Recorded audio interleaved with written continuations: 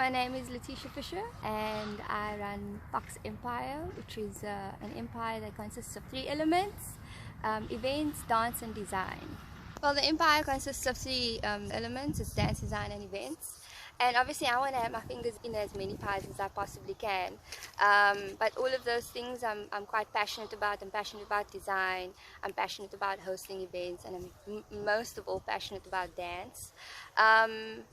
And I think that the event management and the design aspect are just elements that I can use and utilize as a means to make money.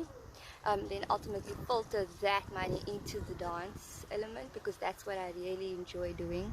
Foxx Academy is a hip-hop dance fraternity that is aimed at creating opportunities for young aspiring dancers to become paid skilled professionals.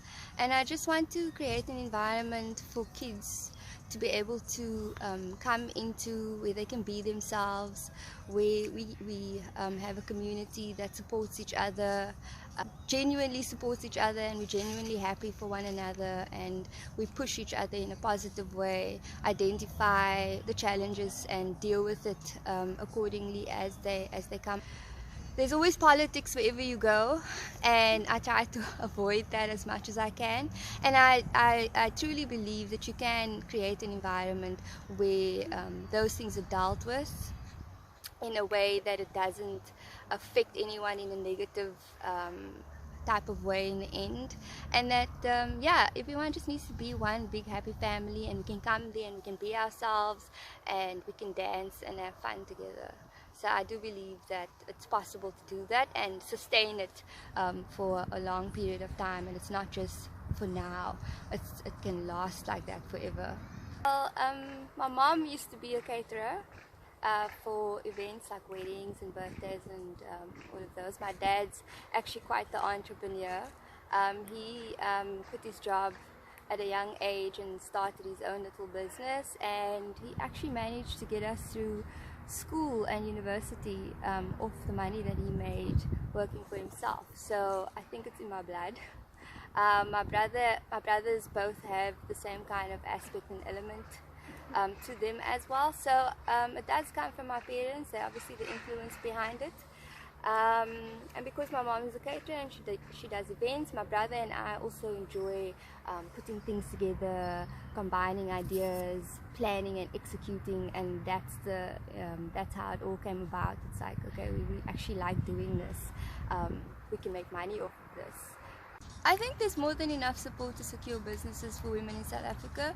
There's no difference, to me at least, there's no difference between a man starting entrepreneurial journey from what it is to a woman. Everyone needs to do the exact same thing. We all need to write business proposals, we all need to plan really well, we all need to have capital, we all need to execute our plans.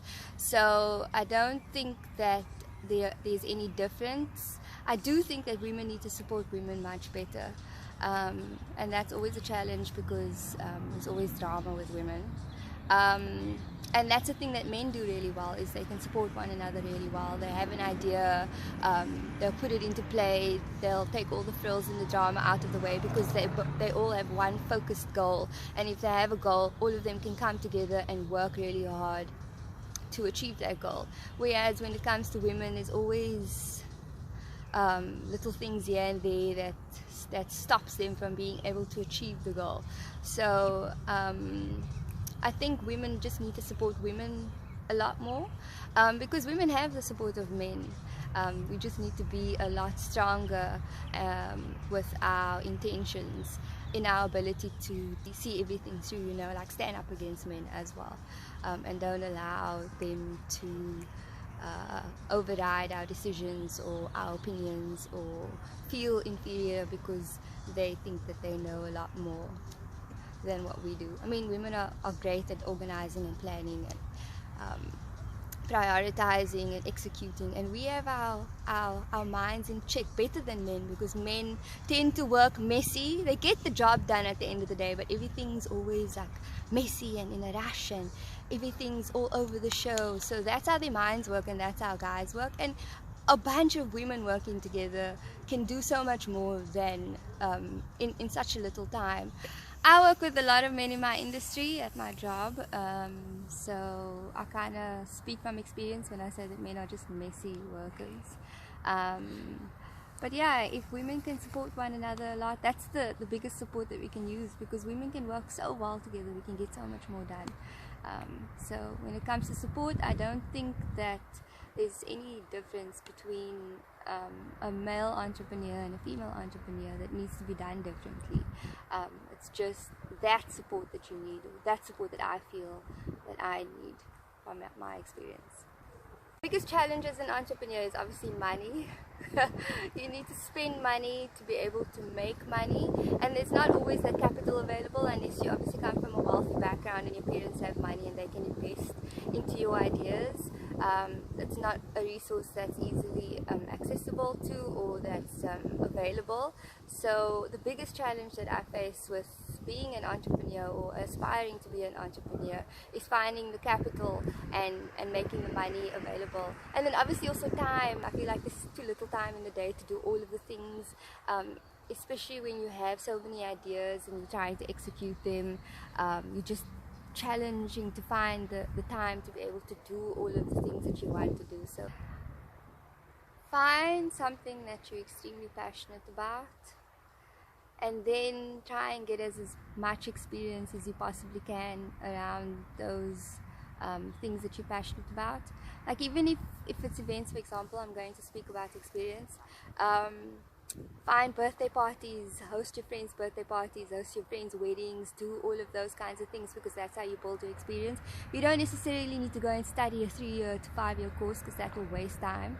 All of those things you can learn as you go along. So try and build experience, try and equip yourself with business skills, all the necessary business and entrepreneurial skills that's required. Understand how the real world works, because this is the real world. It's not no fantasy. There are certain things that really need to be done, and people don't necessarily like getting their hands dirty or digging deep, you know. So focus on those types of things. Think real world, like get the admin out of the way, get the dirty work out of the way, because then the fun stuff comes afterwards, and you will enjoy that as well.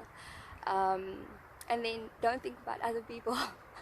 You need to think about yourself, and this is something that I'm learning for myself as well. It's like sometimes you get so caught up trying to help other people that you forget about yourself. So in your journey, try and focus on yourself, try and think about you first. Don't put yourself in the back seat, because I tend to do that a lot. It's actually just detriment to yourself at the end of the day. Yeah, and have fun and don't give up, because yeah, you just need to like really not give up. You basically need to have hair on your teeth to pick yourself up when you get knocked down, and then move on. Okay, go. What's next? What's the next project that's in line? Tap yourself on the shoulder if you do well. But if you don't and you fail, you're going to fail 10 million times more than you're going to succeed. But remember that a winner is only a loser that eventually won. You know, so just keep going. I'll share one of my lows with you. My brother and I wanted to host a film party a couple of years ago, and so we planned this event thinking, okay, now we know what we're doing, and we organized the event really well. But the one thing that we didn't do well was market our event really well, and we didn't do a competitor analysis. We didn't understand that one of our biggest competitors was actually hosting an event similar to ours on the same day that we hosted us. So we ended up planning this event and organizing everything, and everything was perfect.